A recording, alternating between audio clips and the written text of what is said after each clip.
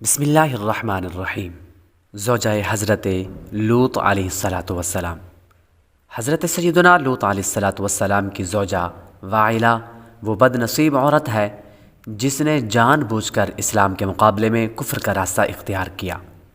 اسے ایک نبی علیہ السلام کی زوجیت کی نسبت ملی، لیکن دیکھیے کیسی بد نصیب عورت تھی کہ سچے دل سے ایمان نہ لائی، عمر بھر منافقہ ہی رہی، اور جب قوم لوط پر عذاب آیا تو ان کے ساتھ یہ بد نصیب عورت بھی ہلاک ہو گئی۔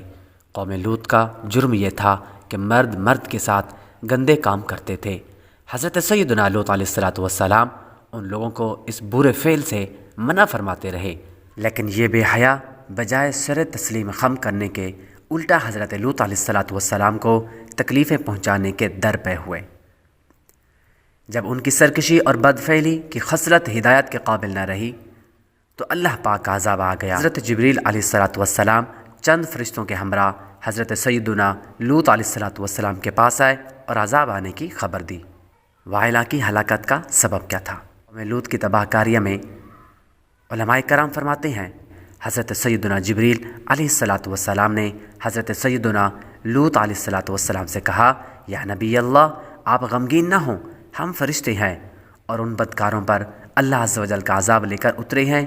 آپ مؤمنین اور اپنے اہل و عیال کو ساتھ لے کر صبح ہونے سے پہلے اس بستی سے دور نکل جائیے، اور خبردار کوئی شخص پیچھے مڑ کر بستی کی طرف نہ دیکھے، ورنہ وہ بھی اس عذاب میں گرفتار ہو جائے گا۔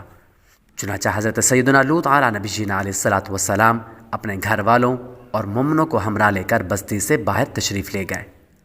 پھر حضرت سیدنا جبریل علیہ السلام اس شہر کی 5 بستیوں کو اپنے پروں پر اٹھا کر آسمان کی طرف بلند ہوئے اور کچھ اوپر جا کر ان بستیوں کو زمین پر الٹ دیا۔ پھر ان پر زور سے پتھروں کا مینا برسا کہ قوم لوط کی لاشوں کے بھی پرخچے اڑ گئے۔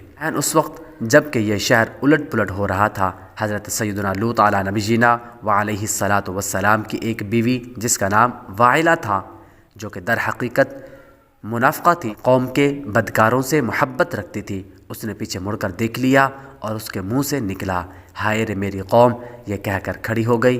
پھر عذاب الہی کا ایک پتھر اس کے اوپر بھی گر پڑا اور وہ بھی ہلاک ہو گئی۔ پارہ نمبر 8 سورۃ الاعراف آیت نمبر 83 اور 84 میں ارشاد رب العباد ہوتا ہے، فَأَنجَيْنَاهُ وَأَهْلَهُ إِلَّا امْرَأَتَهُ كَانَتْ مِنَ الْغَابِرِينَ وَأَمْطَرْنَا عَلَيْهِمْ مَطَرًا فَانظُرْ كَيْفَ كَانَ عَاقِبَةُ الْمُجْرِمِينَ۔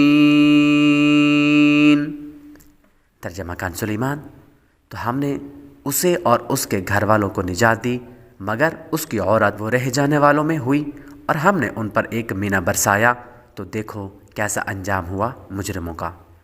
بدکار قوم پر برسائے جانے والے ہر پتھر پر اس شخص کا نام لکھا ہوا تھا جو اس پتھر سے ہلاک ہوا۔ اگر ہماری اس ویڈیو سے آپ کو کچھ سیکھنے کو ملا تو ویڈیو کو لائک اور شیئر کریں، چینل کو سبسکرائب کریں، بیل آئیکن ضرور دبائیں۔